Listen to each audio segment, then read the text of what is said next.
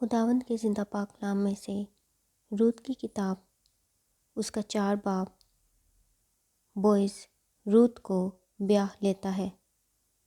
تب بوئز پھاٹک کے پاس جا کر وہاں بیٹھ گیا، اور دیکھو جس نزدیک کے قرابتی کا ذکر بوئز نے کیا تھا وہ آ نکلا۔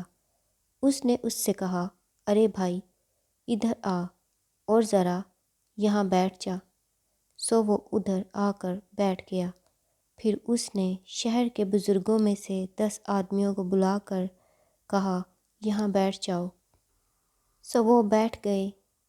تب اس نے اس نزدیک کے قرابتی سے کہا، نایومی جو مواب کے ملک سے لوٹ آئی ہے، زمین کے اس ٹکڑے کو جو ہمارے بھائی علی ملک کا مال تھا بیچتی ہے۔ سو میں نے سوچا کہ تجھ پر اس بات کو ظاہر کر کے کہوں گا کہ تو ان لوگوں کے سامنے جو بیٹھے ہیں اور میری قوم کے بزرگوں کے سامنے اسے مول لے۔ اگر تو اسے چھڑاتا ہے تو چھڑا، اور اگر نہیں چھڑاتا تو مجھے بتا دے، تاکہ مجھ کو معلوم ہو جائے، کیونکہ تیرے سوا اور کوئی نہیں جو اسے چھڑائے، اور میں تیرے بعد ہوں۔ اس نے کہا، میں چھڑاؤں گا۔ تب بوئز نے کہا، جس دن تو وہ زمین نایومی کے ہاتھ سے مول لے تو تجھے اس کو موابی رود کے ہاتھ سے بھی، جو مردہ کی بیوی ہے، مول لینا ہوگا، تاکہ اس مردہ کا نام اس کی میراث پر قائم کرے۔ تب اس کے نزدیک کے قرابتی نے کہا، میں اپنے لیے اسے چھڑا نہیں سکتا، تا نہ ہو کہ میں اپنی میراث خراب کر دوں۔ اس کے چھڑانے کا جو میرا حق ہے اسے تو لے لے، کیونکہ میں اسے چھڑا نہیں سکتا۔ اور اگلے زمانہ میں اسرائیل میں معاملہ پکا کرنے کے لیے چھڑانے اور بدلنے کے بارے میں یہ معمول تھا کہ مرد اپنی جوتی اتار کر اپنے پڑوسی کو دے دیتا تھا۔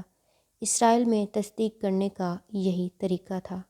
سو اس نزدیک کے قرابتی نے بوئز سے کہا کہ تو آپ ہی اسے مول لے لے۔ پھر اس نے اپنی جوتی اتار ڈالی، اور بوئز نے بزرگوں اور سب لوگوں سے کہا، تم آج کے دن گواہ ہو کہ میں نے علی ملک اور کلیون اور محلون کا سب کچھ نایومی کے ہاتھ سے مول لے لیا ہے، ماں سوا اس کے میں نے محلون کی بیوی موابی رود کو بھی اپنی بیوی بنانے کے لیے خرید لیا ہے، تاکہ اس مردہ کے نام کو اس کی میراث میں قائم کروں، اور اس مردہ کا نام اس کے بھائیوں اور اس کے مکان کے دروازہ سے مٹ نہ جائے۔ تم آج کے دن گواہ ہو۔ تب سب لوگوں نے جو پھاٹک پر تھے اور ان بزرگوں نے کہا کہ ہم گواہ ہیں۔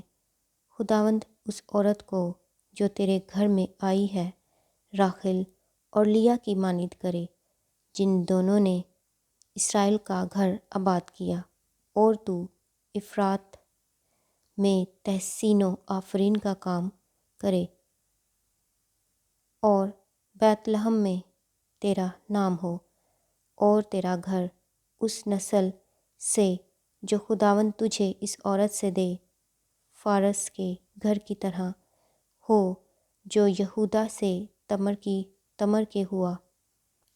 بوئز کی نسل۔ سو بوئز نے رود کو لیا، اور وہ اس کی بیوی بنی، اور اس نے اس سے خلوت کی، اور خداوند کے فضل سے وہ حاملہ ہوئی اور اس کے بیٹا ہوا۔ اور عورتوں نے نایومی سے کہا، خداوند مبارک ہو، جس نے آج کے دن تجھ کو نزدیک کے قرابتی کے بغیر نہیں چھوڑا، اور اس کا نام اسرائیل میں مشہور ہو، اور وہ تیرے لیے تیری جان کا بحال کرنے والا اور تیرے بڑھاپے کا پالنے والا ہوگا، کیونکہ تیری بہو جو تجھ سے محبت رکھتی ہے اور تیرے لیے 7 بیٹوں سے بھی بڑھ کر ہے، وہ اس کی ماں ہے۔ اور نایومی نے اس لڑکے کو لے کر اسے اپنی چھاتی سے لگایا اور اس کی دائیا بنی، اور اس کی پڑوسنوں نے اس بچے کو ایک نام دیا اور کہنے لگیں کہ نایومی کے لیے بیٹا پیدا ہوا، سو انہوں نے اس کا نام عبید رکھا۔ وہ یسی کا باپ تھا جو داؤد کا باپ ہے۔ اور فارس کا نسب نامہ یہ ہے، فارس سے حسرون پیدا ہوا اور حسرون سے رام پیدا ہوا اور رام سے امیناداب پیدا ہوا اور امیناداب سے نحسون پیدا ہوا اور نحسون سے سلمون پیدا ہوا اور سلمون سے بوئز پیدا ہوا اور بوئز سے عبید پیدا ہوا اور عبید سے یسی پیدا ہوا اور یسی سے داؤد پیدا ہوا۔ خداوند کے زندہ پاک کلام کے پڑھے اور سنے جانے پر خداوند کی خاص برکت ہو۔ خدا کا شکر ہو، آمین۔